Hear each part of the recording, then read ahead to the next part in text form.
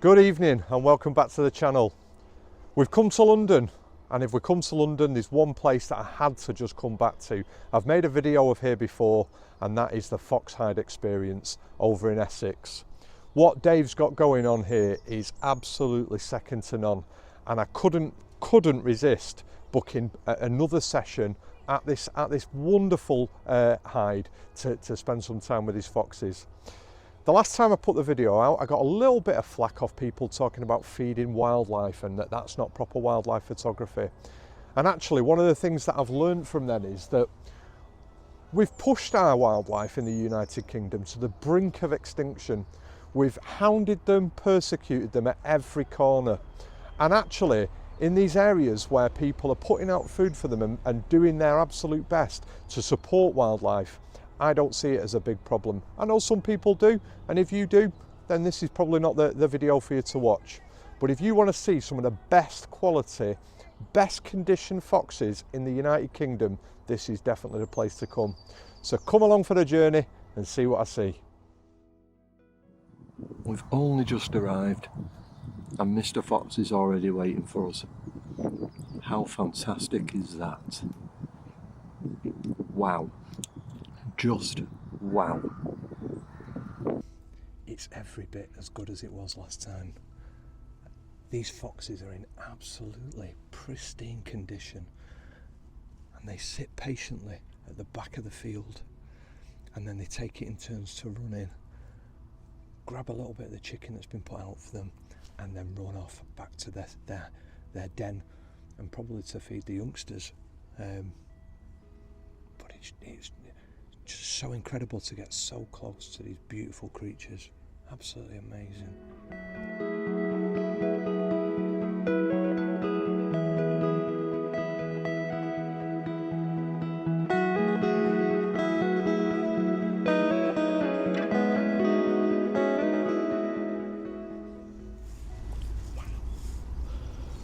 Got two right in front of us now. This is incredible.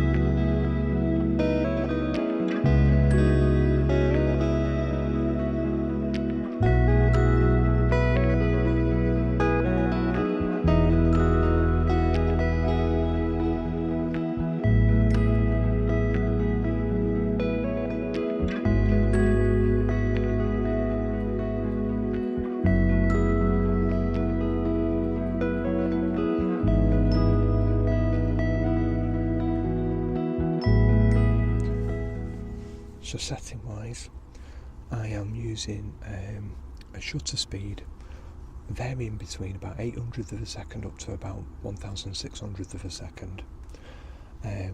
My ISO's set to auto because the light's changing all the time from bright skies to being cloud covered, so it's constantly changing. And then what I'm doing is I'm just adjusting my aperture for different styles of shots. Where I want to see more of the fox in focus, I'm going for a shallower aperture, perhaps all the way up to f11. And where I want that really soft background, really dreamy background, but the eyes of the fox to be really pin sharp, I'm dropping down to about f4. And I've probably taken already about 600 photographs because these foxes are just beautiful.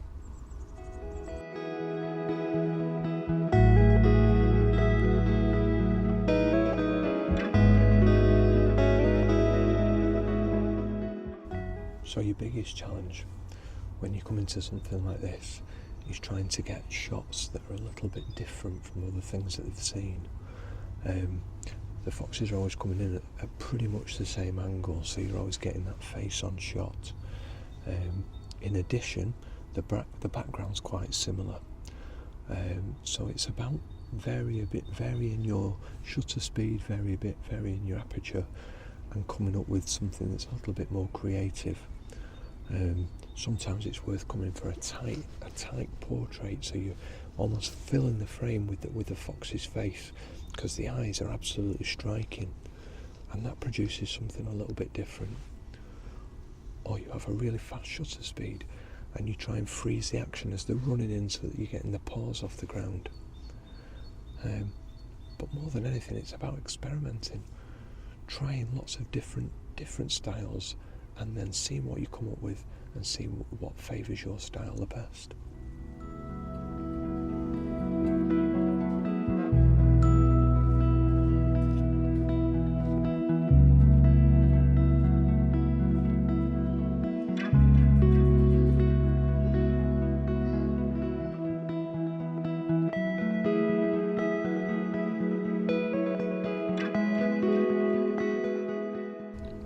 So I'll just give you a few little facts about the red fox. The red fox, it can run up to speeds of 30 miles an hour. So it's a pretty fast land mammal at 30 miles an hour.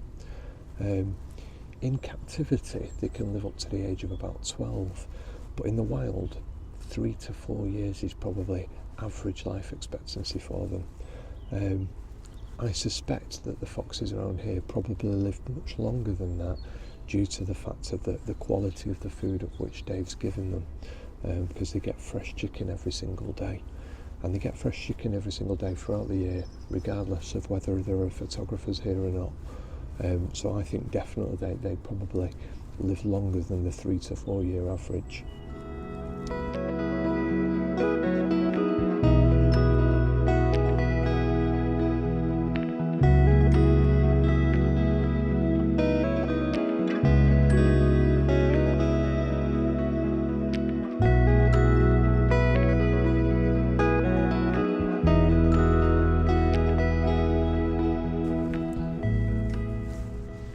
So despite the fact that we're seeing foxes here in what appears to be groups, foxes are predominantly a solitary animal, only really coming together for breeding, and then the mother will stay with the young for quite some time as she rears them, but they are considered a solitary animal, although they do seem to have a bit of a pecking order here, and certain foxes seem to have a right to come into the food quicker than other foxes, which is interesting to see.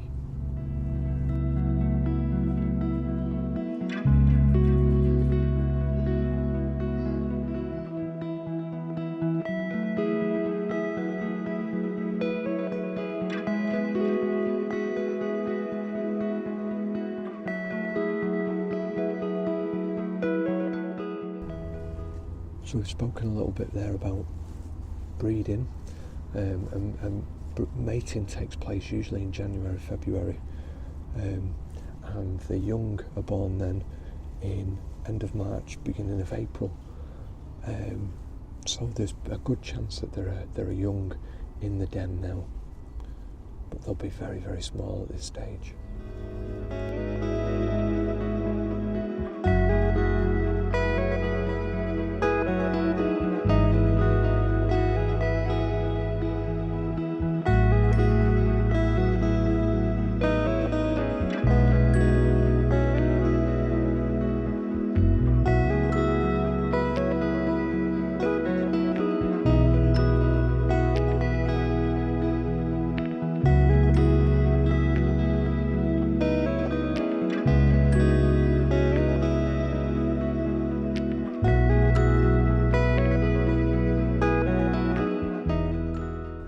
So when fox cubs are born, they can't see, they can't walk, and most importantly, they can't thermoregulate, so they can't manage their own body temperature.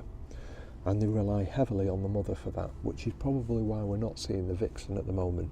If they have got cubs and they're in the den, the vixen stays with them and she'll nurse them for probably the first 3 weeks until eventually they're ready and able to venture out of the den for the first time.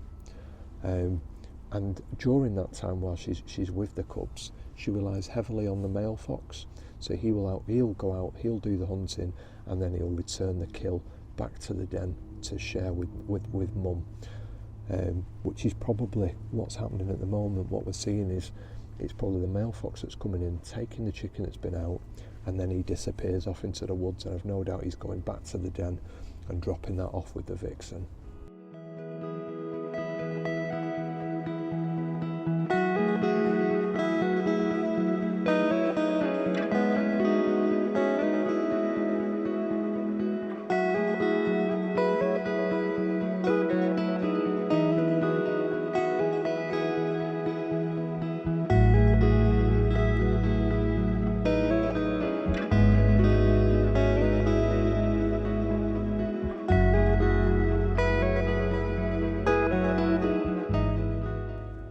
One thing you don't tend to get at the Foxside experience is lull moments where you can just sit and relax, and it's pretty much full on. As we arrived, as I pulled the car up and was getting the equipment out, the foxes were waiting, and then they're coming quite frequently to the hide, so you need to be on your game all the time. Unlike a lot of hide experiences where you sit for hours and hours, and then the moments are fleeting, a couple of minutes at a time and then over. This is very, very different. This is more prolonged, and you've really got to be concentrating for long periods of time. But what it does mean is that you don't have to get every moment absolutely right. So it gives you the freedom to be able to be creative and experiment. Experimentation is not something that you do often in hides, because if I take the goshawk that we had up in Scotland, or indeed the sparrowhawk, you're talking fleeting moments. Whereas here, the foxes are here for quite a considerable amount of time. So experiment, change things up, move things around, think about what you're doing. And it also, more importantly for me, gives me that opportunity to be able to video as well as take the photographs, because it's always a bit of a dilemma when you're creating videos for YouTube. Do you get the photograph, which is for me the primary aim, or do I provide video for you guys? I'm hoping I'm getting the balance right and you're getting a bit of both. Okay, so this is going to be my last fox fact. If you've been watching The Wild Isles, narrated by David Attenborough, you will have seen that the red fox has the most incredible hearing. It can actually hear your watch ticking from 36 metres away, which is how they hunt. So they hunt almost exclusively on hearing, and they can hear the rodent or a small rabbit through the undergrowth, and they can pounce then on the exact location because their hearing is so exact. Quite incredible.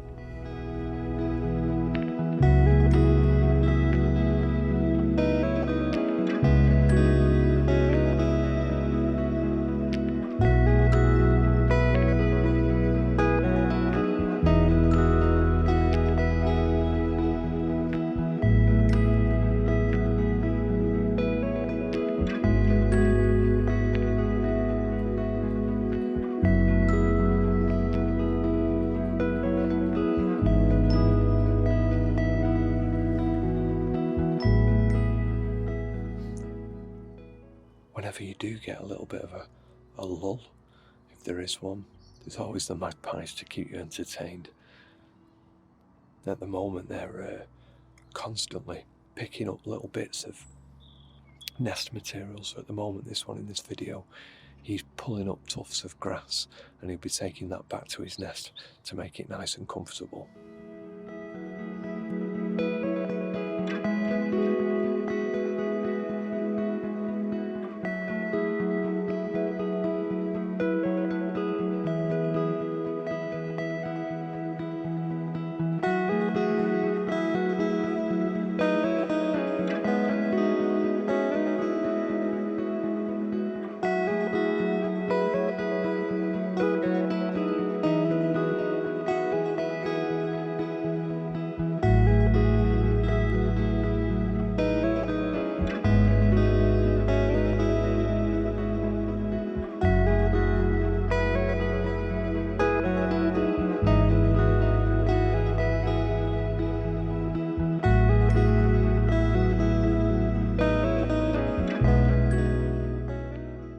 So we're down to the second hide, the second setup now. And this one's a little bit different. It's a little bit more of an open meadow, and it's got a couple of wooden features, so like a fallen down tree, and the foxes will kind of pose stood up on it. Also, we've got the road here, and what the road provides you is a really nice leading line, because you've got the two tracks of the road that runs down just in front of the hide, and then the places where the chicken is placed out is just off to the side of it, so you can use the two tracks as the leading line to the subject, and it makes for some really nice pictures. There's a log pile in the middle, and last time I came, that's where the big dog fox came out and stood on. But Dave has just been saying to me that he's putting a new log feature to the right hand side, and he posted a picture on his Instagram just a week or so ago of the male stood very proud on top of the fallen log. If you've not had a look, have a look at Dave's Instagram. I'll pop it on the screen now. Have a look at some of the images that he gets. He's here all the time and gets some absolutely superb pictures.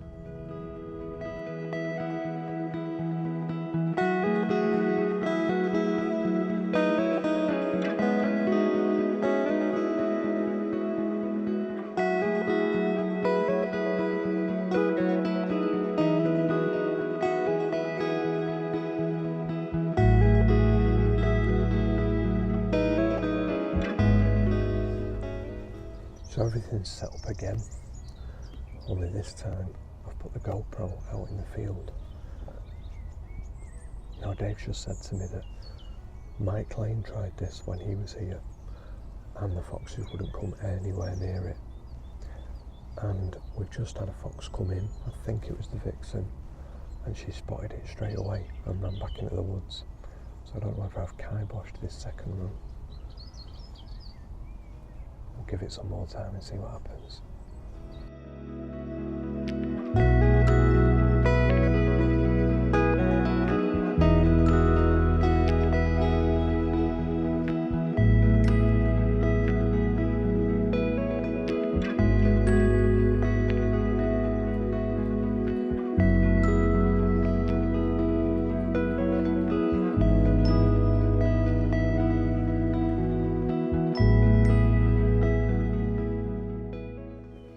I come to these places and I rave about how amazing they are on video, and even now, right at the end, there is a fox just 20 metres away to my left, sat in the field watching us. So I brought somebody along with me this time, doesn't often feature in the videos, and that is my wife Jen. Hi. So what do you think? First time in the Foxside experience? One of the most amazing things I think I've ever witnessed. It really is quite special, isn't it? It really is. I mean, and I'm being watched now. We are being watched. We are being watched. Some people will disagree with it. Some people will say that it's wrong. Some people will say that feeding foxes is feeding any wild animal is wrong. And I'll take those comments on board. But one of the things that I will say is many of the people who comment about feeding wild animals put bird food out in the garden to feed wild birds. I don't see how it's that much different. We've certainly pushed our wildlife to the brink, and they've suffered as a result of it. So I think anything we can do to support them now can only be a positive. So I'm going to wrap the video up there. If you've enjoyed this video, second time I've been at the Foxside experience, please give it a like. If you've not yet subscribed, we're over 2,000 now. Come and join in, see what it's all about. And until next time, ta-ra! Ta-ra!